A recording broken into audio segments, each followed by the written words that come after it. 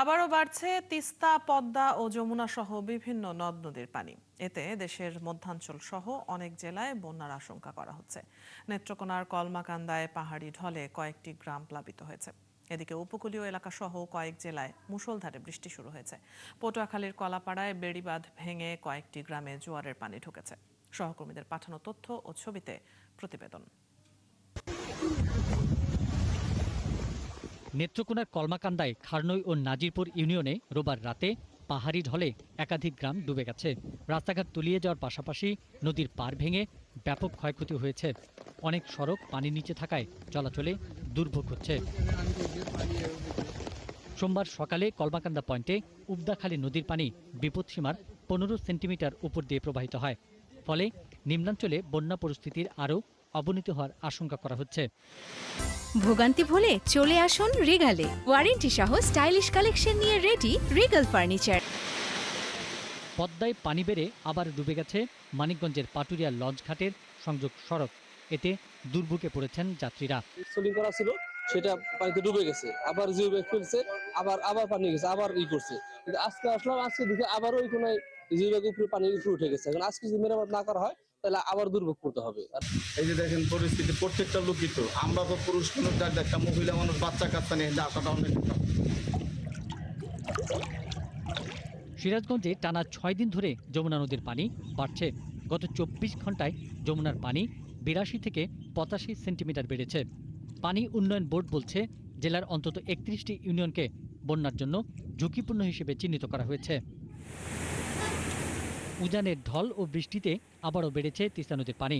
সোমবার সকালে নীলফামারীর ডালিয়া পয়েন্টে বিপদসীমার মাত্র 5 সেন্টিমিটার নিচ দিয়ে প্রবাহিত হয়। এ কারণে তিস্তা ব্যারেজের 44টি জলকপাট খুলে রাখা হয়েছে বলে জানিয়েছে পানি উন্নয়ন বোর্ড। পটুয়াখালীর কলাপাড়ায় সোমবারও বৃষ্টি অব্যাহত রয়েছে। তবে কলাপাড়ার 4টি প্রধান নদীতে জোয়ারের পানি কিছুটা বেড়েছে। বেড়িবাঁধ ভেঙে কয়েকটি গ্রাম প্লাবিত হয়েছে। যতক্ষণে পানি শেষ না হয় ততক্ষণে আমরা ঘরে বসে থাকি। মানে অসুস্থ থাকলেও ঘরে বসে থাকতে হয়, কোনো চিকিৎসা যাইতে পারি না, রাঁধতে পারি না, চুলো মুলো সব কিছু পানিতে তলাইয়ে গেছে, ভেঙে গেছে। কৃষি তো হয় না, অনেক শত শত একর জমি নষ্ট হয়ে গেছে, কৃষি হয় না। এই যে বেড়িবাঁধ, নিজেদের অর্থায়নে এই বেড়িবাঁধ বাঁধা হয়, নিজেদের টাকা দিয়ে কৃষকেরা উঠিয়ে, কিন্তু হচ্ছে এই বেড়িবাঁধ স্বাভাবিক জোয়ারই ভেঙে যায়। স্বাভাবিক জোয়ারে ভেঙে যাওয়ার ফলে প্রায় 250 থেকে 300 পরিবার জোয়ারের সময় একদম পানিবন্দী থাকে। পিন্টু হাজং, ৭১। পটুয়াখালীর কলাপাড়ায় বেড়িবাঁধ ভেঙে কয়েকটি গ্রাম প্লাবিত হয়েছে। সেখানকার বিস্তারিত তথ্য জানবো এবারে। যুক্ত হচ্ছেন সহকর্মী মিলন কর্মকার রাজু।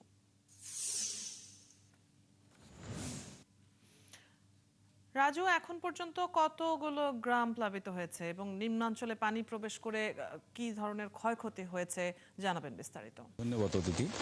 সকাল থেকে কিন্তু কলাপাড়ায় ভারী বৃষ্টি অব্যাহত রয়েছে এবং একটানা বৃষ্টি হচ্ছে, যার প্রভাব কিন্তু উপকূলীয় এলাকায় যে ভাঙা বেড়িবাঁধ কবলিত এলাকাগুলো, সেখানে কিন্তু আসলে মানুষজন যে প্লাবিত হয়, আর যে প্লাবিত হয়, এবারও কিন্তু একই অবস্থা। কারণ আপনি জানেন যে পশ্চিম লোন্দা গ্রামকে কিন্তু পুরোপুরি রিং বেড়িবাঁধ ভেঙে 2টি পয়েন্টে ভেঙে গেছে। পাশাপাশি হাজিপুর যে গ্রামটি রয়েছে, হাজিপুরের যে সুলিশটি, সেটি কিন্তু ধসে পড়েছে। এই ধসে পড়ার কারণে কিন্তু এখানকার যে প্রায় 700 একর ফসলি জমি, সেটি কিন্তু আজকেও দ্বিতীয় দফায় প্লাবিত হয়েছে। এখানকার মানুষ যে বিষয়টি বলছেন যে যদি এই বর্ষা মৌসুমের আগেই যদি বেড়িবাঁধ সংস্কার না হয়, তাহলে কিন্তু এখানকার মানুষ আমন চাষাবাদ অনিশ্চিত হবে। পাশাপাশি কিন্তু সড়ক যোগাযোগ, এখানকার কিন্তু সরাসরি সড়ক যোগাযোগ বন্ধ রয়েছে। এখানকার মানুষ যে বিষয়টি বলছেন যে কলাপাড়ার পশ্চিম লোন্দা গ্রাম, পাশাপাশি কিন্তু করমজা তলাব যে বেড়িবাঁধটি রয়েছে, এটি কিন্তু চরম ঝুঁকির মধ্যে রয়েছে। ইতিমধ্যে কিন্তু প্রায় 20 ফুট বেড়িবাঁধ কিন্তু ভেঙে গেছে। ভেঙে যাওয়ার কারণে কিন্তু এখানকার মানুষের কিন্তু একটা দুরবস্থা তৈরি হয়েছে। বেড়িবাঁধের বাইরে যে অবস্থা পরিবারগুলো রয়েছে, তারা কিন্তু রাতের জোয়ারে কিন্তু আতঙ্কে থাকে, তারা বেড়িবাঁধের উপরে আশ্রয় নেয়। আরেকটি বিষয় আপনাকে জানিয়ে রেখে যে জালালপুর বেড়িবাঁধের কিন্তু আন্দারমানিক নদীর জোয়ারের ফলে যে চাপটাই কিন্তু জালালপুর বেড়িবাঁধের যে রিভার সাইডের কিন্তু যে ইগুলো, সেটি কিন্তু ধসে পড়েছে। এখানকার উপজেলা প্রশাসন আমাদের যে বিষয়টি জানিয়েছেন যে তারা কিন্তু এই বিষয়টি জেলা প্রশাসনের যে মাসিক সমন্বয় সভার মিটিংয়ে কিন্তু সেটি অবহিত করেছেন, কিন্তু এখন পর্যন্ত মূলত দৃশ্যত কোনো উন্নয়ন বা এখানে কিন্তু কোনো কাজ শুরু হয়নি। এখানকার মানুষ যে বিষয়টি বলছেন, তারা বলছেন যে এই বর্ষা শেষ হওয়ার আগে যদি এটি সংস্কার করা না হয় তাহলে কিন্তু তারা এই বছর আমন চাষাবাদ অনিশ্চিত হয়ে পারবে। আপনাকে জানিয়ে রাখি যে এই যে ভারী বৃষ্টি এবং যে টানা প্রায় 2 সপ্তাহ ধরে ভারী বৃষ্টি অব্যাহত রয়েছে, এখানকার কিন্তু উপকূলীয় মানুষের যে দুর্ভোগ কিন্তু চরম। এখানকার যে মৎস্য সম্পদ কিন্তু মাছ ধরে একরকম বন্ধ রয়েছে। আজকে কিন্তু অনেক ট্রলার ঝুঁকি নিয়ে গভীর সমুদ্রে যাত্রা করেছে, কারণ জানেন যে এই যে 58 দিনের অবসর শেষ হওয়ার পরে কিন্তু একের পর এক প্রাকৃতিক দুর্যোগে উপকূলীয় মানুষ কিন্তু যে জেলেরা কিন্তু মাছ শিকার করতে পারেনি। এই কারণে কিন্তু মৎস্য সম্পদের এক সংকট দেখা দিয়েছে, সামুদ্রিক মাছের কিন্তু সংকট দেখা দিয়েছে। এই কারণে যে জেলেরা বাধ্য হয়ে অনেকটা ঝুঁকি নিয়ে কিন্তু গভীর সমুদ্রে যাত্রা করছেন। পাশাপাশি উপকূলে যে এখন আমন চাষাবাদ শুরু হবে, সেই আমন চাষাবাদ কিন্তু যে বিভিন্ন গ্রাম প্লাবিত হয়ে অবস্থা রয়েছে, এই গ্রামগুলো যদি পানি নিষ্কাশনের ব্যবস্থা করা না হয় তাহলে কিন্তু এই বর্ষায় চরম একটা ঝুঁকিতে থাকবে। এই ছিল কলাপাড়া থেকে সবশেষ। অদিতি, ধন্যবাদ রাজু। আপনার কাছ থেকে আমরা জেনে নিচ্ছিলাম সেখানকার বন্যা পরিস্থিতি এবং মানুষের দুর্ভোগের খবর। দর্শক, পটুয়াখালীর কলাপাড়া থেকে সহকর্মী মিলন কর্মকার রাজু যুক্ত ছিলেন এতক্ষণ। আন্তর্জাতিক শ্রম মান বাস্তবায়নে সরকার সর্বোচ্চ গুরুত্ব দিচ্ছে বলে জানিয়েছেন প্রধানমন্ত্রী তারেক রহমান। আজ সচিবালয়ে আইএলও মহাপরিচালক গিলবার্ট এফ হোংবো দেখা করতে গেলে প্রধানমন্ত্রী কথা জানান। এ সময় তিনি আরও জানান, শ্রমিকদের অধিকার সংরক্ষণ, নিরাপদ কর্মপরিবেশ নিশ্চিতকরণ এবং শ্রমবান্ধব টেকসই কর্মপরিবেশ গড়ে তুলতে সরকার অঙ্গীকারাবদ্ধ। বৈঠকের শুরুতে শ্রম খাতে বাংলাদেশকে আরও সহযোগিতার আশ্বাস দেন আইএলও মহাপরিচালক। বাংলাদেশের সঙ্গে আইএলওর দীর্ঘদিনের অংশীদারিত্ব আরও জোরদার করা হবে বলেও আগ্রহ প্রকাশ করেন গিলবার্ট হোংবো।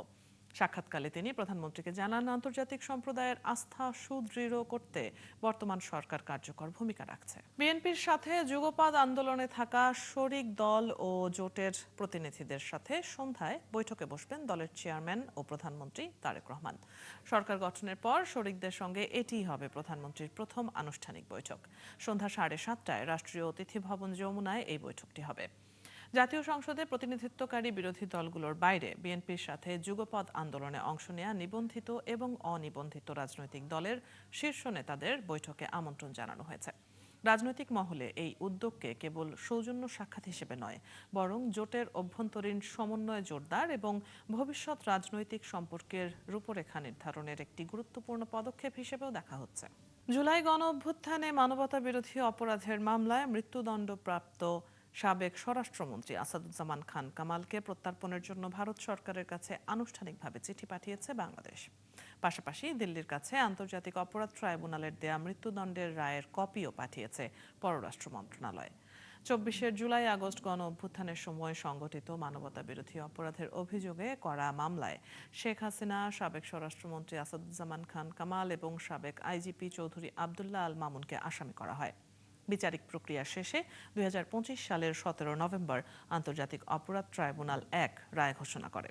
ট্রাইব্যুনাল শেখ হাসিনা ও আসাদুজ্জামান খান কামালকে মানবতা বিরোধী অপরাধের দোষী সাব্যস্ত করে মৃত্যুদণ্ড দেয়। এদিকে দুপুরে এক সেমিনারে যোগদান শেষে পররাষ্ট্র প্রতিমন্ত্রী শামা ওবায়েদ জানান, সাবেক স্বরাষ্ট্রমন্ত্রী আসাদুজ্জামান খান কামালকে দেশে ফেরাতে দিল্লিকে চিঠি দিয়েছে ঢাকা। দ্বিপাক্ষিক সম্পর্ক উন্নয়নের জন্য ভারত ইতিবাচক সাড়া দেবে বলে প্রত্যাশা জানান তিনি। চিঠি দেওয়া হলো, ফিডব্যাক আশা কি করব কি না করবো সেটা তো ভারত সরকারের উপর ডিপেন্ড করে। আমাদের সরকারের থেকে চিঠি গেছে, আমরা অপেক্ষা করব। অবশ্যই আমরা আশা করব যে ভারত পজিটিভ রিপ্লাই দিবে এবং যা দুই দেশের মধ্যে যে দ্বিপাক্ষিক সম্পর্ক আছে সেটাকে জোরদার করার লক্ষ্যে তারা তাদের পক্ষ থেকে যা তাদের দায়িত্ব সেটা তারা পালন করবে। মশা নিধনে সিটি কর্পোরেশনগুলোকে দেশীয় উদ্ভাবনকে গুরুত্ব দিয়ে পরীক্ষা নিরীক্ষা করার আহ্বান জানিয়েছেন স্থানীয় সরকার মন্ত্রী মির্জা ফখরুল ইসলাম আলমগীর। মশা নিয়ন্ত্রণে এখন পর্যন্ত যেসব কেমিক্যাল ব্যবহার করা হচ্ছে তা খুব একটা কাজে আসছে না বলে জানান তিনি। দুপুরে রাজধানীর রমনায় ইঞ্জিনিয়ার্স ইনস্টিটিউশনে ইউথ টু ওয়ার্ল্ড আয়োজিত অনুষ্ঠানে অনলাইনে যুক্ত হয়ে মন্ত্রী এসব কথা বলেন। নতুন উদ্ভাবিত প্রযুক্তির পরীক্ষামূলক ব্যবহার মশা নিধনে সিটি কর্পোরেশন এবং উদ্ভাবকদের যৌথ কর্মসূচি সফল হবে বলেও তার প্রত্যাশা। ডেঙ্গু ও চিকুনগুনিয়া বিস্তারের বর্তমান মৌসুমে মশার লার্ভা নিধনই প্রধান কাজ বলে মন্তব্য করেন মির্জা ফখরুল। বিশেষ করে এই সময়টায় ডেঙ্গুর জন্য চিকুনগুনিয়া অত্যন্ত ভয়াবহ এবং ইতিমধ্যে আমরা আমাদের মন্ত্রণালয়ের পক্ষ থেকে এবং সরকারের পক্ষ থেকে জাতীয় কমিটির সভা করে আমরা টাস্ক ফোর্স করে দিয়েছি, যাতে করে আপনার যে সমস্ত স্থানে এই মশাটা জন্ম নেয় সে সমস্ত স্থানগুলো আপনার পরিষ্কার করে রাখা যায়। লার্ভা নিধন করাই হচ্ছে আমাদের প্রধান কাজ। দর্শক, আবারও আবহাওয়ার খবর জানিয়ে দেব। আবহাওয়া অফিসের সহকর্মী মিল্টন আনোয়ার আছেন, সবশেষ খবর নিয়ে তিনি যুক্ত হচ্ছেন আমাদের সাথে। মিল্টন, এর আগে এই সপ্তাহের পূর্বাভাসে পুরো সপ্তাহ জুড়েই বৃষ্টি এবং বন্যার একটা পূর্বাভাস দেয়া ছিল। আবহাওয়া অফিস থেকে সবশেষ তথ্য কি পেলেন?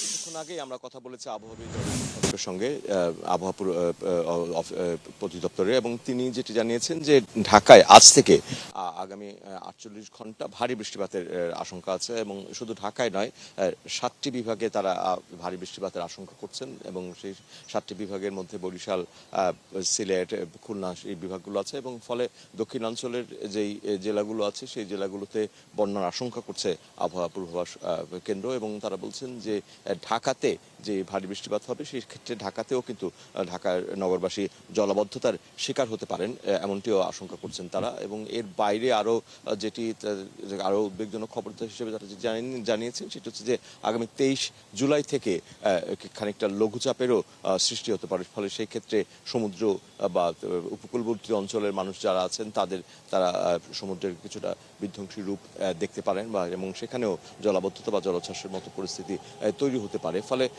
এই সপ্তাহের যেই আবহাওয়ার পূর্বাভাস সেটি খুব একটা সুখকর নয়, এবং নগরবাসীর জন্য নয়, এবং যারা উপকূলের মানুষ আছেন বা যারা নদী তীরবর্তী মানুষ তাদের জন্য সুখকর নয়। ফলে এই সময়টাতে তারা সতর্ক থাকতে বলেছেন, এবং ঢাকার ক্ষেত্রে বিশেষ করে যদি আগামী 48 ঘন্টায় ভারী বৃষ্টিপাত হয় তাহলে সেক্ষেত্রে যেই জলাবদ্ধতা হবে সেই জলাবদ্ধতার ব্যাপারেও তারা সতর্ক করেছেন। এবং আমরা কিন্তু এর আগেও আবহাওয়া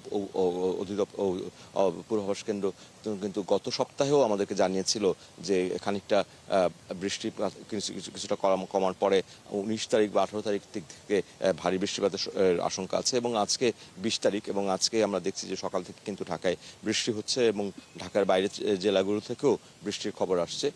এবং কিন্তু যেই বৃষ্টিপাতের ফলে যে আবহাওয়ার অন্যদিকের উন্নতি, অর্থাৎ যে তাপমাত্রা কমবার যেই বিষয়টি সেটি থাকবে না, কিছুটা তাপমাত্রাও থাকবে। অর্থাৎ যেই বর্ষাকালীন যে আবহাওয়া, বর্ষাকালীন যেই বিপত্তি আবহাওয়ার বৃষ্টি এবং গরম দুটোই কিন্তু থাকবে বলে আবহাওয়ার যে পূর্বাভাস কেন্দ্র সেটি এমন আমাদেরকে জানিয়েছেন।